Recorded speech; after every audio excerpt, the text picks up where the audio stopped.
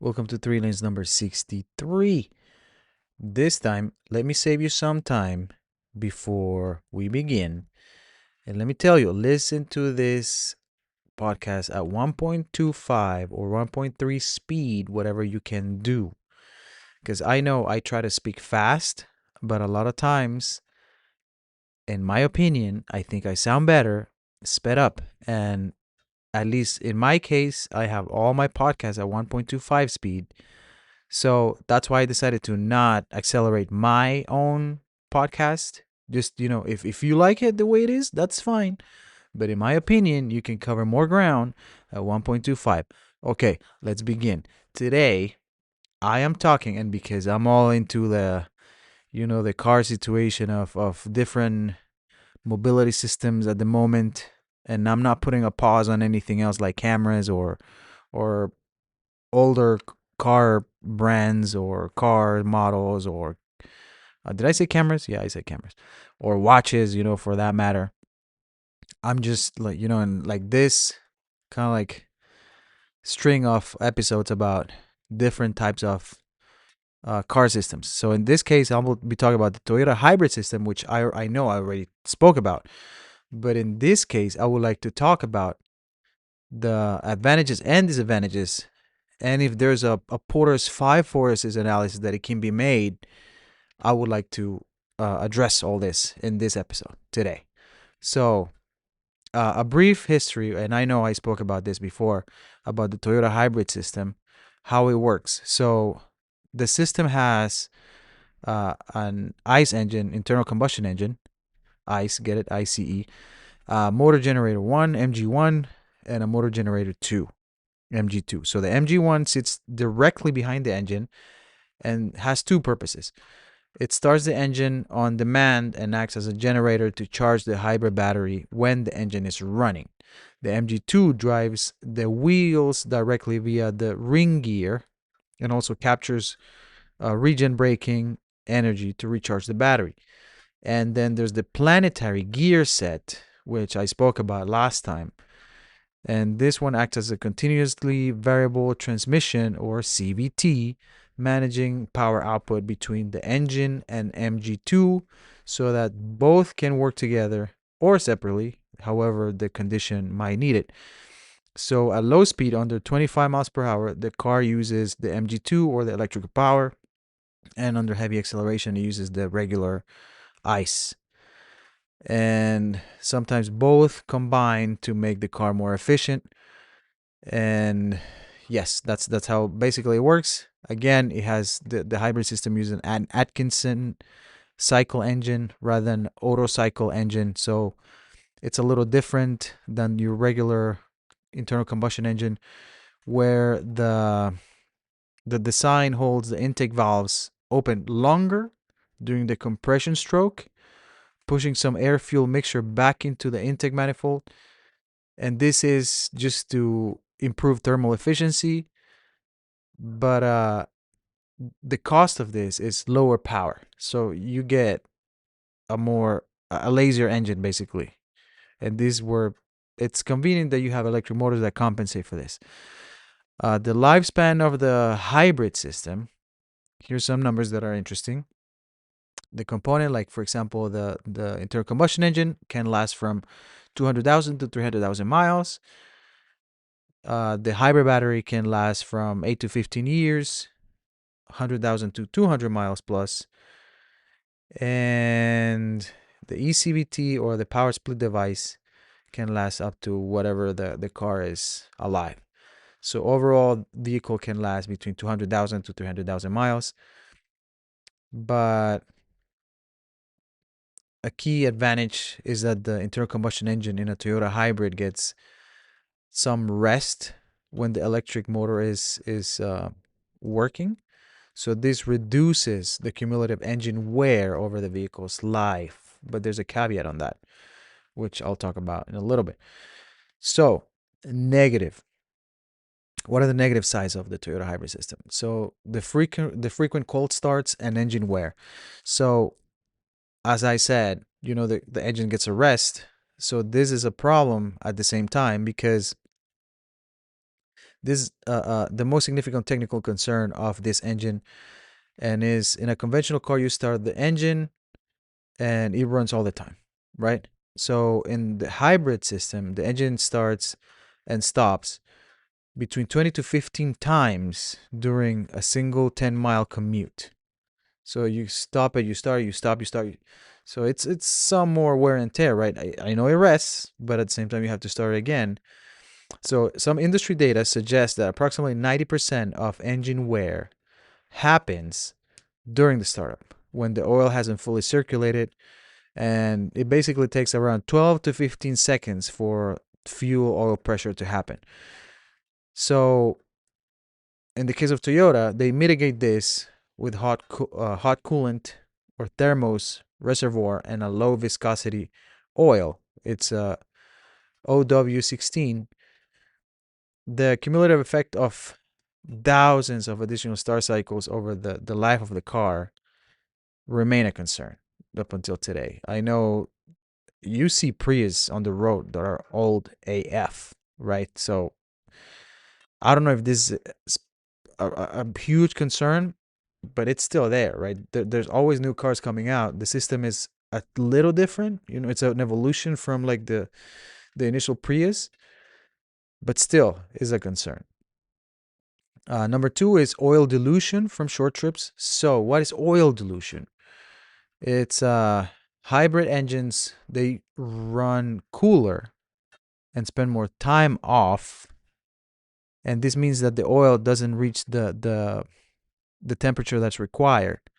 So when they don't reach that temperature, they don't evaporate fuel and moisture and contaminants that can be stuck within it. So some studies indicate that hybrid engines are twice as likely to experience fuel dilution, so exceeding 2% compared to the conventional engines. So some Toyota Highlanders hybrid, the owners have complained that these vehicles have had some dilution levels of 6.6%, which is a critical threshold.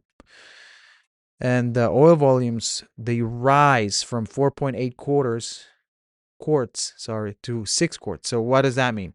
So that you start accumulating stuff on the oil, like it could be water, it could be anything. So the volume or the amount of oil that you have in the engine is more, so it overflows. So that's an issue.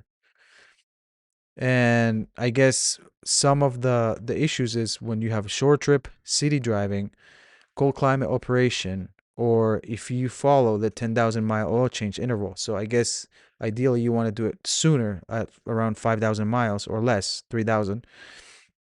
Number three is low engine operating temperatures. The ice runs off and on. So the temperatures run around 70 degrees Celsius instead of 95 to 100 degrees Celsius. Do the conversion to Fahrenheit. I know everybody uses Fahrenheit. Unfortunately, I'm in the US and I use Celsius. But the lower operating temperatures reduce the oil's ability to shed water and fuel, like we spoke before, and then accelerates the sludge formation and reducing lubrication in the engine and its effectiveness over time. So that's why you probably need to do oil changes sooner. Next is reduce cold weather performance. In extreme cold, the hybrid system doesn't behave as expected, right? So the gas engine starts immediately and runs almost continuously, and the EV only driving range drops almost to zero, and the hybrid battery delivers reduced output. The chemical reactions in the battery are slower in cold weather. That translates to the engine, uh, the internal combustion engine, compensating more often, which worsens fuel economy by 20 to 30% compared to warm conditions. Uh, this is something that I didn't mention on my last episode of the off and on auto system. Basically, you have a bunch of tools, meaning different vehicles, and depending on your situation, now it becomes more crucial to find what tool works best for your scenario.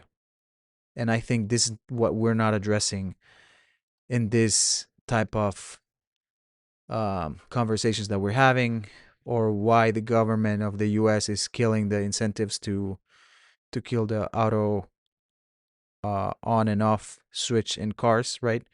It's not for everybody. It doesn't work for everybody. So maybe the wrong people have bought it, and that's the people that complain. The same with hybrids. Maybe somebody with short commutes might get should benefit from an electric car. I'm just throwing this out there. Simple idea.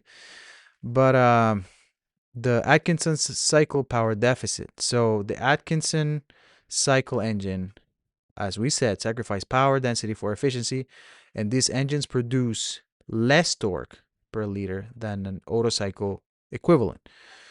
So these are efficient only over a narrow RPM band between 2,400 to 3,200 RPM, and the electric motors have to compensate. So drivers who need sustained high power output, towing, mountain driving, aggressive highway merging, those will notice the most the limitations of the system. And the engine can feel strain when the battery state of charge is low and the ICE must simultaneously power the wheels and recharge.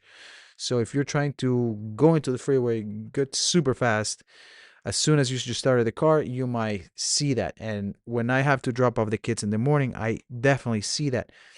The ICE, because if you don't know, in previous episode I mentioned I have a Toyota Sienna. I have two kids, and it's way more convenient to have a van. If you don't have a van and you're a dad, then you're missing out. I don't know what you're doing with your life, but that's a subject for another time. Uh, yes, I do notice that the car is, or the ICE engine is having to exert more effort in that short drive in the morning. By the time I have to come back from dropping them off, I use mostly electric charge, which is interesting. It's actually true.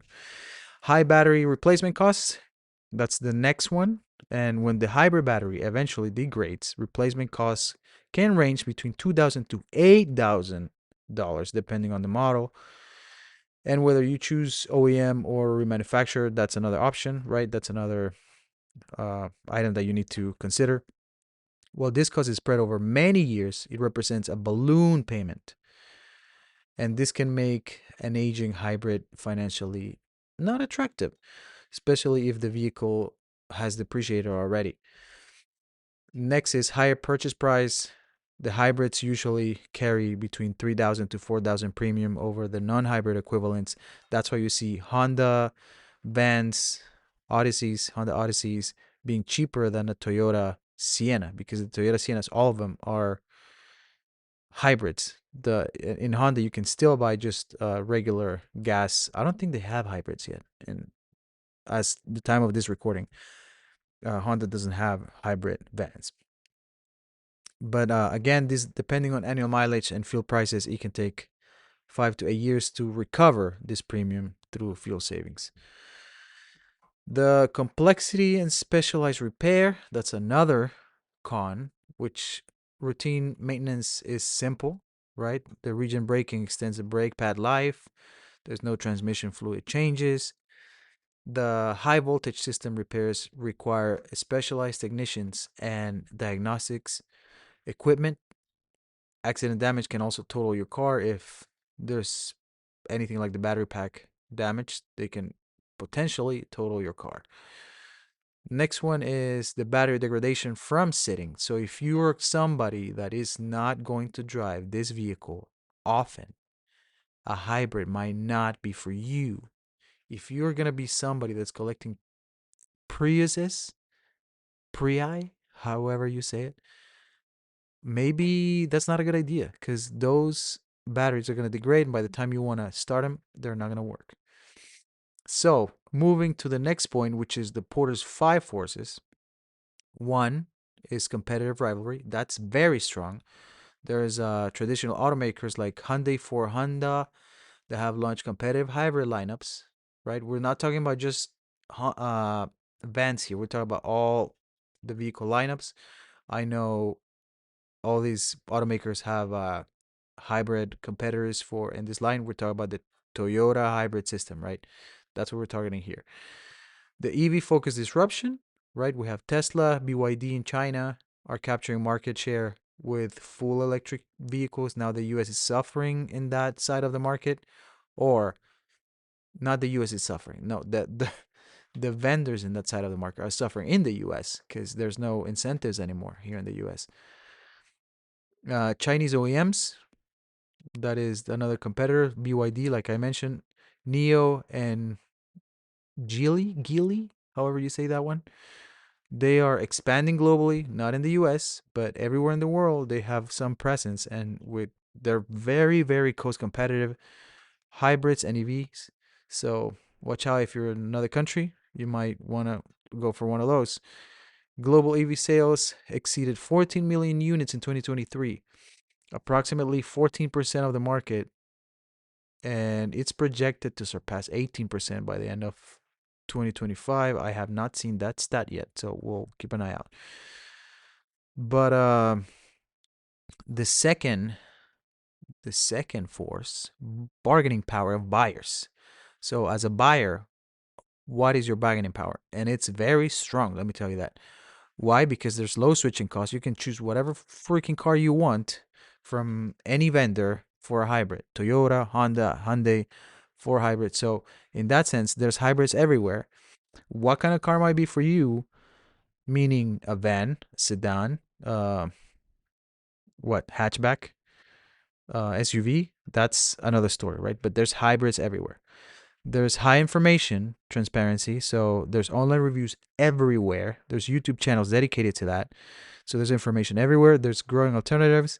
The explosion of hybrid and EV options from different competitors gives buyers more leverage to negotiate price and features.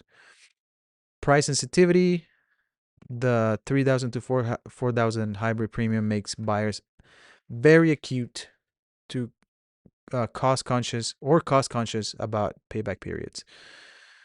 But there's one thing: the Toyota's brand loyalty is very reliable, so that's one thing that can offset this buyer power. But there's options everywhere. Force number 3: bargaining power of suppliers. That's very weak, we would say, because there's like 3,000 first-tier supplier partners across 42 countries.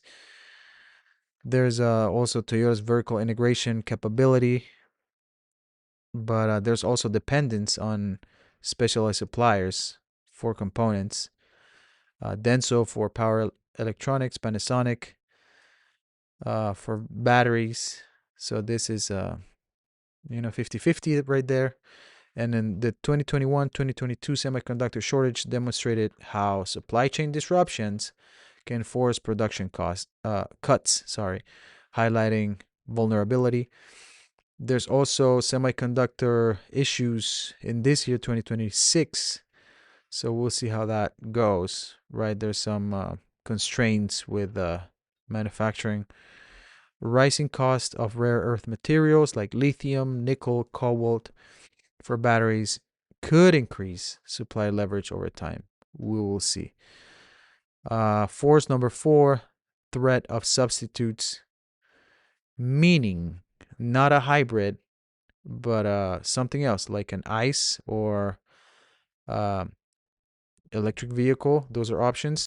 We have e-bikes, remote work, all those count. So there's plenty options, right? So there's people that really don't need to come out of their home to work or commute. So they might just take an Uber or a Waymo. Different options. Force 5, last one, threats of new entrants. And I think the barriers to entry are pretty high, mainly because, to build a car is not cheap.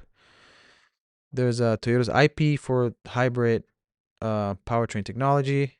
There's also, like I said, capital requirements and assembly plants. Ask Elon Musk, he was not cheap. Distribution scale, Toyota has many, many dealerships across the globe. Brand trust, Toyota has trust like nobody else. I feel like everybody has ingrained in mind, or engraved, set in stone that a Toyota is a die-hard vehicle. That's undisputable. But we'll see how the EV situation evolves and how some barriers get lowered if startups like Rivian or Lucid, if Lucid gets their software together, how if the electrification of everything, it keeps going or if it stops now with the current market horizon here in the US at least. We'll see how that goes. But yeah, that's my 5 forces and that's my pros and cons of Toyota, the Toyota hybrid system. If you have anything that you think I missed or anything that you think I should discuss in a future episode, I am all my ears and eyes are open. Thank you so much for stopping by. I appreciate your time. I am still Benny, and I will see you next time.